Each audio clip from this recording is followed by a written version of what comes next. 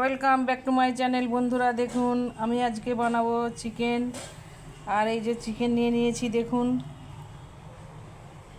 চিকেনগুলো এইভাবে ছোট ছোট করে পিস করে নিয়েছি। আজকে বানাবো চিকেন কারি। চিকেনের জন্য এখানে আমি আলু কেটে নিয়েছি, এই যে এইরকম সাইজ করে একটু আলু কেটে নিয়েছি। দেখুন কড়াইয়ে তেল গরম হয়ে গেছে, এখন আমি আলুগুলো দিয়ে দিচ্ছি।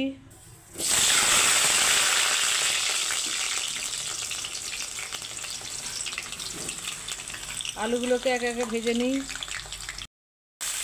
আলু ভাজাতে এখন ভেজে নেওয়ার জন্যে দিয়ে দিচ্ছি লবণ আর হলুদ।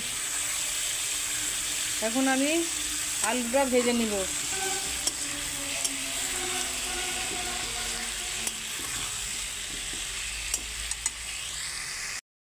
এই দেখুন বন্ধুরা, লাল লাল করে আলু ভাজা হয়ে গেছে। এখন চিকেনটা ভাজা করে নেব। চিকেনটা ধোয়া হয়ে গেছে, পরিষ্কার করে নিয়েছি। আর এখন দিয়ে দিচ্ছি লবণ।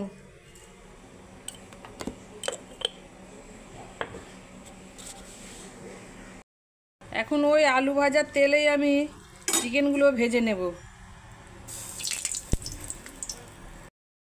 এখন ওই আলু ভাজার তেলে এই চিকেনগুলো আমি ভেজে নেব।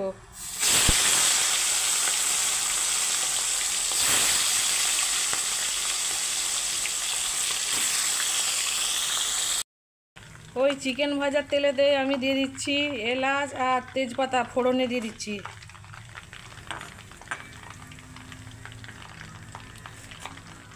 আর দিয়ে দিচ্ছি কুচানো পেঁয়াজ।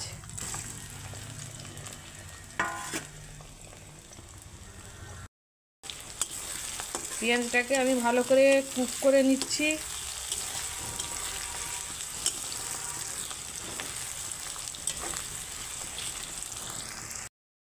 এখন দিয়ে দিচ্ছি আদা বাটা, আদা রসুন বাটা একসঙ্গে।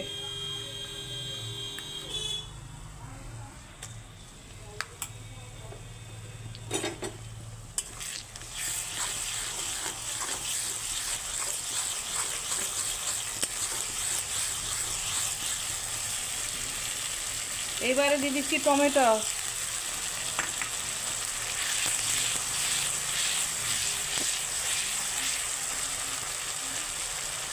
এইখানে আছে হলুদ গুঁড়ো, লঙ্কা গুঁড়ো, জিরে গুঁড়ো, ধনে গুঁড়ো, আর এখানে আছে লবণ, একসঙ্গে দিয়ে দিচ্ছি।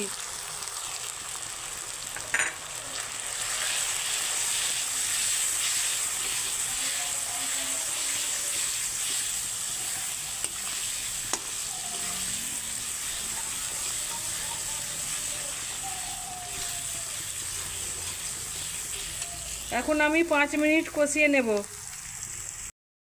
এই দেখুন বন্ধুরা, অল্প জল দিয়ে এখন আমি আরও ভালো করে কষিয়ে নিচ্ছি। অল্প জল দিয়ে দিলাম।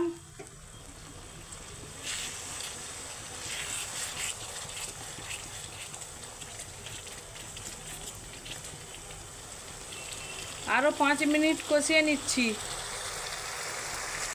এই দেখুন বন্ধুরা, কত সুন্দর তেল ছেড়ে দিয়েছে। এখন এই পর্যায়ে আমি চিকেন ভাজা আর আলু ভাজা একসঙ্গে দিয়ে দিচ্ছি।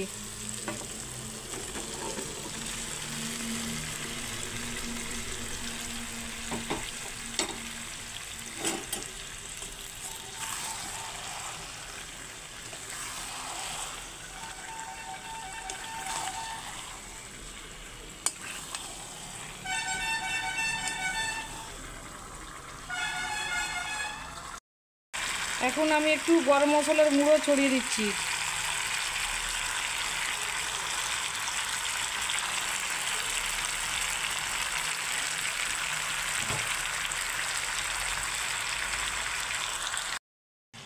একটু নেড়ে চেড়ে নিয়েছি, এখন আমি জল দিয়ে দিচ্ছি।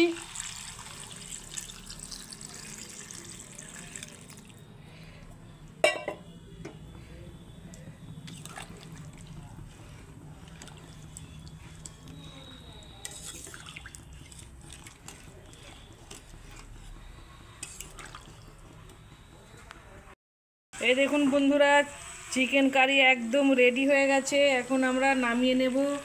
এই দেখুন খুব সুন্দর হয়ে গেছে।